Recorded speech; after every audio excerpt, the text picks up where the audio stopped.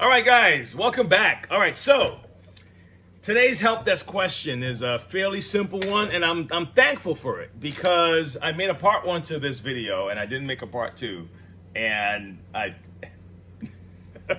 so I'm glad. Let me be thankful to Elizabeth Wallace 7495 for this question. Okay, now this question it says here, I wanted to know how to reset the beta bar.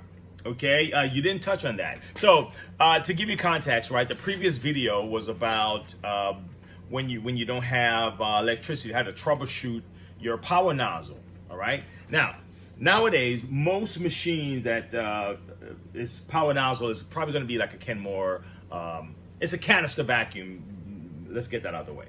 A canister vacuum that we're talking about. And if you're using a canister vacuum, it's probably on purpose. You know, like default vacuum purchase is an upright. If you're going for a canister, you purposely want a canister because you have to pull it behind you, but you have the ability to slide onto your bed, slide onto furnitures and stuff like that. So sometimes the benefit of having that canister outweighs you having to pull it behind you. Okay, and that's fine. That's well and good. But what comes with it also is that most of these canisters have a reset switch. Okay. So the reset switch, what it does, let's say, for example, you picked up a sock, the edge of the carpet, and it stalled the motor, okay? The moment that it notices that the motor stalled, it'll sever the contact, okay? It'll sever the electricity. I have a little drawing here. Okay? Let's do it this way. So the electricity is flowing continuously here. Contact, right? And it keeps going. Okay? And let me show you what I mean by a reset switch. Let me see. I know oh, here it is. Yes, I have it. All right. This is a reset little switch. All right? And the way you find that on your canister vacuum, hold on. Let's disconnect this for a second. Okay, so where you'll find it is right there, okay? And some of them, here's a different one. This one here, you would find it, you just push the button here. This, you may have to maybe use a something smaller, something with a point like a pen or a Phillips screwdriver or something like that to poke it. You should be able to poke it with your finger though, okay? Okay, so anyway, all right. So let's say you did that. You press the reset switch, nothing happens, right? You still don't have electricity. You did all the other troubleshooting, right? One troubleshooting that I didn't mention, okay, is to look to make sure that you have that there's nothing is severed inside here, right? Some of them is a clip, you just clip it, snap it off, and some of them you need a screwdriver to pry off the back, all right? Now, I have a nozzle that I opened up, but I'm gonna kind of give you an idea of how to open this first. But this one, I believe, uses a screwdriver. See, yep, yes it does. See that? Right, you take that, and then you can inspect back here to make sure that you don't have any severed connections back there, okay? Good? All right, good. All right, so here, let's say you're adventurous and you want to go in the head, right? And you want to see what's going on. You know, it's okay. So it has two screws, one here, one here. And if your particular canister has more, then just take out all the screws, right? But for this particular, this is a Panasonic and Kenmore. They're the same company. The designs are very similar, all right? So now, after that, you're gonna have a clip here, and if I'm correct, one here and one on the side. And what you would do is just take out the screws and then pry the clips open, okay? You do that, now, okay, all right. Okay. Let me walk you through it all the way, because sometimes just saying clip doesn't do it, all right? All right, here we go. All right, I'm just gonna take the screws out real quick. Okay. All right.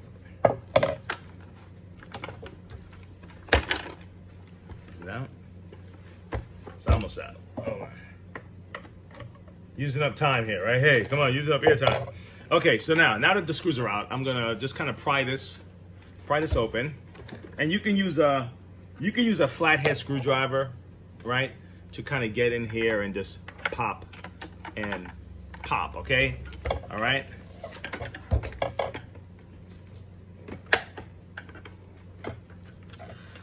Okay, so this is what I did. I just used a screwdriver and just kind of give myself an opening here.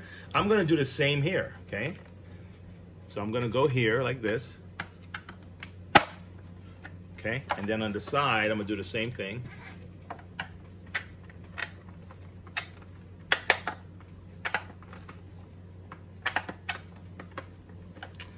I'm trying to do it with one hand, so it's not.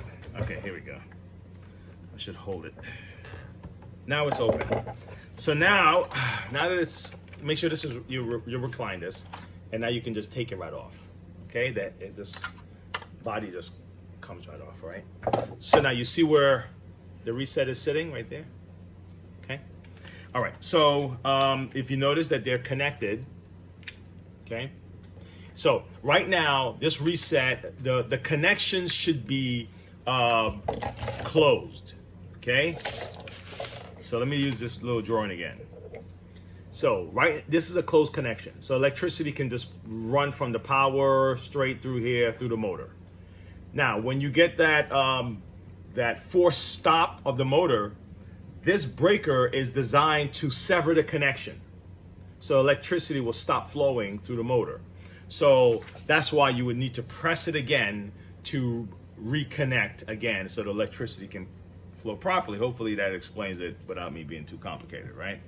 Okay, so let's say you don't have a multimeter. A multimeter, you turn it to 200 ohms, right? And what you would do is you'll put the prongs on the two connectors and see if you have continuity, meaning that it's a closed contact. You would put it on those things, right? If you don't have one of those, what can you do? Okay, this is what I would do, right? Let me show you. Okay, you see this one here? All right, you separate this. Okay, you get a pliers, and you would squeeze it to kind of loosen this up. Okay, so you can pull this cap right off.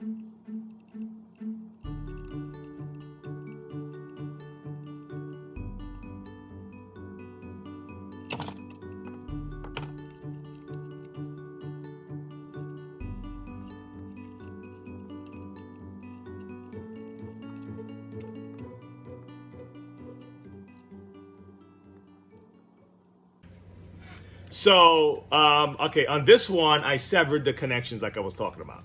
Okay, so this is the other side of this. This here would have been connected to this, okay? And I took it apart, okay? And now permanent connection now, all right? I'm removing the breaker. So if you notice, it's this tiny little opening, right? Gosh, my hands are so...